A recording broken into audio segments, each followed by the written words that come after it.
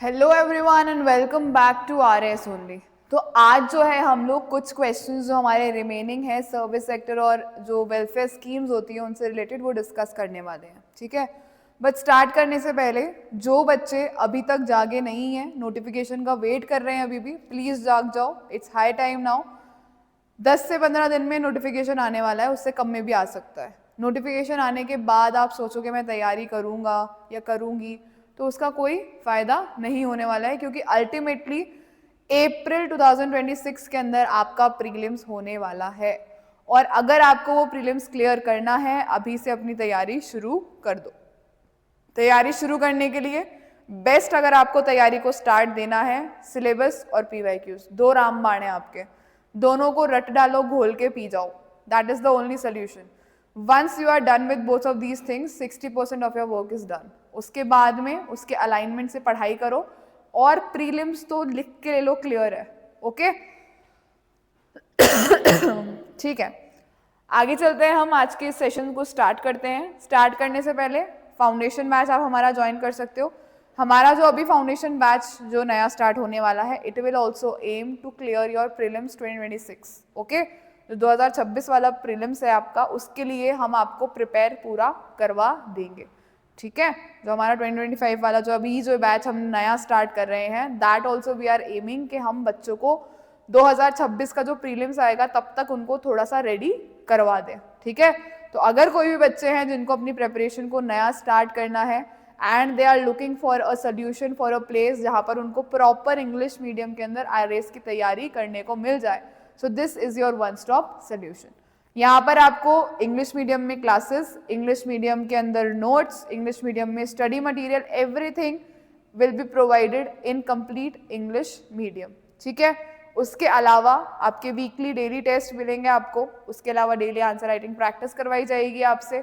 Expert faculties है हमारे पास में और एक्सपर्ट गाइडेंस है विद एक्सपर्ट मेंटोर्स, जो कि RAS और IAS ऑफिसर्स खुद हैं, जो कि वीकली आपके मेंटोरशिप सेशन लेते हैं ताकि आपकी पर्सनलाइज ग्रोथ को ट्रैक कर सके, ठीक है, और आपको प्रॉपर फीडबैक प्रोवाइड कर सके, जिससे आपकी जो प्रेपरेशन है वो बिल्कुल सही ट्रैक के ऊपर चले, okay. So this is all about our RAS foundation batch. जो भी बच्चे इंटरेस्टेड है, नीचे डिस्क्रिप्शन बॉक्स में लिंक है, वहां पे जाके आप अपने आप को रजिस्टर कर सकते हो। आगे चलते हैं। अगर कोई बच्चे हैं जिन्होंने प्रीलिम्स दे रखा है, मेंस दे रखा है, तैयारी करी हुई है, बस उनको अपने आप को टेस्ट करना है, तो हम लोग एक टेस्ट सीरीज भी चला रहे हैं। टेस्ट सीरीज की खास बात यह है, इंग्लिश हिंदी दोनों मीडियम्स के अंदर अवेलेबल है, ऑनलाइन ऑफलाइन दोनों मोड के अंदर अवेलेबल है, ठीक है। टेस्ट सीरीज जो है लेटेस्ट RPSC का जो पैटर्न है उसके ऊपर बेस्ड है। लेटेस्ट RPSC का पैटर्न क्या है? It is analytical plus factual. Factual data और एनालिटिकल स्किल्स को कंबाइन करके RPSC पेपर पूछ रहा है।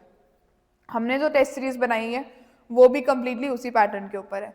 जब आप 2026 का पेपर देखोगे RAS प्रीलिम्स का, और जब आप हमारे पेपर से उनको वो करोगे, तो आपको एक रेलेवेंस दिखेगा, एक सिमिलैरिटी दिखेगी कि इन क्वेश्चंस में और जो मेन RPSC का पेपर है उन क्वेश्चंस के अंदर कितनी चीजें सिमिलर है, पूछने का तरीका कितना सिमिलर है, राइट। सो अगर आप इंटरेस्टेड हो तो आप लोग ये टेस्ट सीरीज ज्वाइन कर सकते हो। हिंदी मीडियम वाले बच्चे भी ये टेस्ट सीरीज ज्वाइन कर सकते हैं, ठीक है। फर्स्ट टेस्ट जो है हमारा वो कम्प्लीटली फ्री ऑफ कॉस्ट है। अगर आपको ट्राई करके देखना है कि भाई मैडम इतनी बड़ी बड़ी बातें कर रही है तो हम ट्राई करके तो देखें, तो आप बिल्कुल, हमने जो फर्स्ट टेस्ट है वो कम्प्लीटली फ्री ऑफ कॉस्ट रखा है। आप जाके लिंक के ऊपर क्लिक करके और वो टेस्ट अटेम्प्ट कर सकते हो, ठीक है। ये बात हो गई हमारी टेस्ट सीरीज की। अब शुरू करते हैं हमारा आज का पहला क्वेश्चन। क्या है हमारा आज का पहला क्वेश्चन? एक सेकेंड। फर्स्ट क्वेश्चन है, देखो 2016 का। 2024 से हम लोग डिस्कस करते हुए आ रहे हैं, हम 2016 के ऊपर पहुंच गए हैं। मुख्यमंत्री निशुल्क दवा योजना in Rajasthan was launched on. ये दवा योजना है, पहले तो मैं ये बता दूं आपको क्या होती है ये। जो भी आपके गवर्नमेंट हॉस्पिटल्स हैं उसके अंदर जो जेनेरिक दवाइयां होती है, जो जेनेरिक ड्रग्स होते हैं, क्या होते हैं? जेनेरिक जो ड्रग्स होते हैं वो क्या मिलेंगे आपको? कंप्लीटली फ्री मिलेंगे, ठीक है। जितने भी आपके सरकारी हॉस्पिटल्स है, गवर्नमेंट हॉस्पिटल्स है, उसमें जितने भी जेनेरिक ड्रग्स होती है, जेनेरिक दवाइयाँ होती हैं, वो क्या मिलेंगी आपको? एब्सोल्युटली फ्री मिलेंगी, ठीक है। जो कॉमन ड्रग्स हैं वो बिल्कुल फ्री ऑफ कॉस्ट मिलेंगे। कब लॉन्च हुई थी ये पर्टिकुलर स्कीम? ये लॉन्च हुई थी 2 अक्टूबर 2011 को। क्या होता है 2 अक्टूबर को? गांधी जयंती होती है। तो गांधी जयंती के दिन 2011 में 2 अक्टूबर 2011 को ये पर्टिकुलर स्कीम जो है वो राजस्थान के अंदर लॉन्च हुई थी। इस स्कीम के अंदर जो भी हमारे जेनरिक ड्रग्स हैं, जो भी डेली यूज मतलब डेली और कम क्रॉनिक बीमारियों के अंदर जो ड्रग्स यूज किए जाते हैं, जो बहुत जनरली मिल जाते हैं, उन ड्रग्स को गवर्नमेंट जो है उनकी दवाइयों को कम्प्लीटली फ्री आपको अवेलेबल करवाएगी। ठीक है, आगे चलते हैं हमारे नेक्स्ट क्वेश्चन की तरफ। The main features of Bhamashah योजना आर। अब ये भामाशाह योजना थी एक 2016। आपने देखा होगा अगर आपके आसपास में बहुत भागम भागी मची हुई थी भामाशाह कार्ड बनवाने के लिए, और भामाशाह की जो मुखिया थी वो कोई लेडी होती थी, राइट। तो ये जो भामाशाह स्कीम आई थी इसने बहुत ज़्यादा हुड़दंग मचा दिया था। ऐसा ही हुड़दंग मचा था हमारा जब हमारे ये चिरंजीवी योजना आई थी, और ऐसा ही हुड़दंग इसके अंदर भामाशाह स्कीम के अंदर मचा था, और अब जनाधार का हुड़दंग मचा हुआ है सब जगह, राइट। तो भामाशाह स्कीम के क्या बोल रहा है ये? मेन फीचर्स आर, ठीक है, क्या बोल रहा है ये? मेन फीचर्स क्या क्या हैं भामाशाह योजना के? Each family is issued Bhamashah card in the name of the female head of the family। सही बात है बिल्कुल। जो भी फैमिली है हर एक फैमिली को भामाशाह कार्ड इशू होगा किसके नाम के ऊपर? एक female head of the family के नाम पे, ठीक है। फीमेल हेड होनी चाहिए फैमिली की। This is absolutely correct.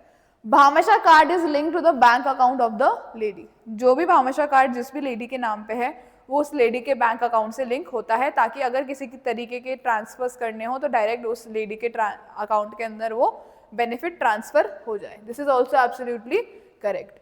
Multiple cash benefits will be transfer to the bank accounts of the beneficiaries. बिल्कुल सही बात है। जो भी कैश बेनिफिट्स होंगे, ठीक है, वो किसके अकाउंट में चले जाएंगे? डायरेक्टली जो भी बेनिफिशियरी है उसके अकाउंट में चले जाएंगे। किसी भी मिडिल मैन की, बीच के आदमी की कोई जरूरत नहीं पड़ेगी, right. This is absolutely correct. क्यों? क्योंकि बैंक अकाउंट किससे हमारा लिंक्ड है? हमारे भामाशाह कार्ड से लिंक्ड है। आगे चलते हैं। All non cash benefits will also be transfer to the bank accounts of the beneficiaries. Now this statement is something diabolic, ठीक है। कैसे? क्या बोल रहा है? जो नॉन कैश बेनिफिट्स है वो भी ट्रांसफर होंगे किसके ऊपर? बैंक अकाउंट के ऊपर। Now when the benefits themselves say that they are non cash, तो फिर वो कैसे ट्रांसफर होंगे बैंक अकाउंट्स के अंदर? नॉन कैश बेनिफिट्स क्या होते हैं? जैसे कि आपकी फूड सिक्योरिटी होगी। फूड सिक्योरिटी मतलब राशन मिलता है ना, 2 रुपए किलो में अनाज मिलता है, राइट, 2 रुपीज पर केजी। हमारा जो पब्लिक डिस्ट्रीब्यूशन सिस्टम है फूड सिक्योरिटी के लिए, उसके अलावा स्कॉलरशिप्स होती हैं, यस और नो। बहुत सारी स्कॉलरशिप राजस्थान गवर्नमेंट और स्टेट गवर्नमेंट प्रोवाइड करवाती है, ठीक है। तो ये सब क्या होते हैं? नॉन कैश बेनिफिट्स होते हैं। तो नॉन कैश बेनिफिट्स जो होते हैं वो भामाशाह आईडी से, जो आईडी सिस्टम है वहां से डायरेक्टली क्या हो जाते हैं? फेच कर लेता है वो इन्फॉर्मेशन। तो यहाँ पर बैंक के अंदर कुछ भी ट्रांसफर नहीं होता नॉन कैश बेनिफिट्स का। तो हमारी जो चौथी स्टेटमेंट है वो क्या हो जाती है? गलत हो जाती है। क्यों? क्योंकि भामाशाह का जो हमारा आईडी सिस्टम है, भामाशाह का जो आईडी सिस्टम है, सपोर्ट सिस्टम है, वहीं से ये सारे काम होते हैं, ना कि कोई भी तरीके का ट्रांसफर है, कैश ट्रांसफर है, वो बेनिफिशियरी के अकाउंट में होगा for your non cash benefits, ठीक है। थर्ड स्टेटमेंट रॉन्ग है, first second third statements correct है। तो हमारा करेक्ट ऑप्शन क्या होगा? First second and third are correct. Option number 3 will be our correct option, ठीक है। समझ में आई सब लोगों को बात? आगे चलते हैं हमारे नेक्स्ट क्वेश्चन की तरफ। Name the scheme being implemented in Rajasthan under which cash incentive is given to SC, ST, SBC, BPL of OBC and general candidates selected in all India services examination, the state civil services examination, and a candidate getting admission in IITs, IIMs and national level medical college। ये जो ये scheme है जो एक तरीके की scholarship provide करती है, एक तरीके का फाइनेंशियल असिस्टेंस प्रोवाइड करती है इन एग्जाम्स के प्रिपरेशन के लिए। कौन सी स्कीम है वो? कौन सी स्कीम है? इट इज अनुप्रति कोचिंग योजना। और अब तो बहुत सारे और अलग अलग गवर्नमेंट एग्जामिनेशंस हैं वो भी इसके अंदर ऐड कर दिए गए हैं। तो बेसिकली क्या होता है, आप अनुप्रति के लिए अप्लाई करते हो after going to your SSO, okay, then you apply for Anuprati. अगर आप मेरिट बेसिस के ऊपर आपका चयन होता है, ठीक है, मेरिट बेसिस के ऊपर आपका चयन होता है, बहुत सारे प्रेफरेंसेस दिए जाते हैं आपको कोचिंग्स के, वहाँ पर अगर आप मेरिट में आते हो, ठीक है, मेरिट भी अलग अलग कैटेगरीज की अलग अलग बनती है, SC ST OBC सबकी, SBC इनकी सबकी अलग अलग मेरिट का कट ऑफ का क्राइटेरिया रहता है। अगर आपने वो क्राइटेरिया मीट कर लिया तो आपको एक कोचिंग अलॉट हो जाती है, फिर सरकार आपका जो भी प्रिपरेशन का खर्चा होती है सरकार खुद उठाती है, ठीक है। The government gives the sum of amount to the concerned coachings and वहाँ पर आप फ्री में पढ़ाई कर सकते हो। उसके अलावा आपको हॉस्टल की भी फैसिलिटी गवर्नमेंट प्रोवाइड करती है, उसके लिए भी गवर्नमेंट अलग से आपको फाइनेंशियल असिस्टेंस देती है, ठीक है। समझ में आया आपको अनुप्रति कोचिंग योजना? कौन सा है इसका नोडल डिपार्टमेंट? ये आता है आपके department of social justice and empowerment में। किसमें आता है? Department of social justice and empowerment में। ओके, सो आई होप आप लोगों को समझ में आया होगा अनुप्रति कोचिंग योजना क्या है, क्यों है, कैसे होती है। अभी तक भी ये चल रही है, ठीक है। 2016 का है ये question, okay, and this particular scheme is still being run by the government of Rajasthan, ठीक है। हमारी अनुप्रति योजना से बहुत सारी अदर स्टेट्स भी क्या हुई हैं, इंस्पायर हुई हैं, जैसे गुजरात भी इंस्पायर हुआ हमारी अनुप्रति योजना से। तो हमारे लिए ये स्कीम क्या है, एक बहुत ज़्यादा स्टार्ड स्कीम है, ठीक है। आगे चलते हैं हम आगे नेक्स्ट क्वेश्चन की तरफ। नेक्स्ट क्वेश्चन क्या बोल रहा है? One of the following is not the objective of chief ministers Shubh Lakshmi Yojana in Rajasthan. शुभ लक्ष्मी योजना नाम से ही समझ में आ रहा है दैट गर्ल चाइल्ड से रिलेटेड योजना है, राइट। एक बार देख लेते हैं क्या क्या है। To promote the birth of girl child, yes, girl child को कोई कर्ज ना समझे, कर्ज वाला नहीं, कर्ज इज कर्ज, कोई कर्ज ना समझे, उसको एक किसकी तरह ले, ब्लेसिंग की तरह ले। तो गवर्नमेंट का काम क्या है, ऐसी अवेयरनेस स्प्रेड करना और प्रमोट करना किसका, बर्थ ऑफ गर्ल चाइल्ड। अगर आपके घर में बेटी पैदा होती है तो आपके घर में क्या आई है, लक्ष्मी आई है, ठीक है। To prevent child marriage, to encourage registration of girl child birth and to help pregnant girls. तो prevent child marriage is also one of the what objective of this Shubh Lakshmi Yojana in Rajasthan.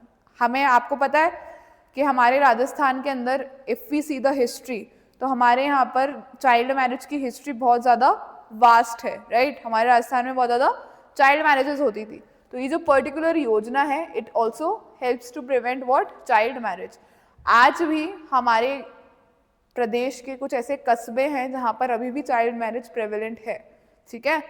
तो इस पर्टिकुलर स्कीम का objective क्या है कि child marriage को prevent किया जाए। उसके अलावा to encourage registration of a girl child birth, obviously if a girl child is born तो उसका जो रजिस्ट्रेशन है उसको रजिस्ट्रेशन को एनकरेजमेंट देना कि भाई आप रजिस्टर कराओ कि हमारे घर बेटी पैदा हुई है। So this is also done by this particular scheme. इस पर्टिकुलर स्कीम का क्या है, ये एक ऑब्जेक्टिव है, to help pregnant girls. Now this is not a direct objective of this particular scheme, ठीक है। प्रेग्नेंट गर्ल्स के लिए अलग से गवर्नमेंट जो है स्कीम्स चलाती है, Rajasthan pregnancy child tracking and health services management system करके वो बना हुआ है। वो they are the ones who are responsible for helping the pregnant girls. This scheme explicitly do not include helping pregnant girls, ठीक है।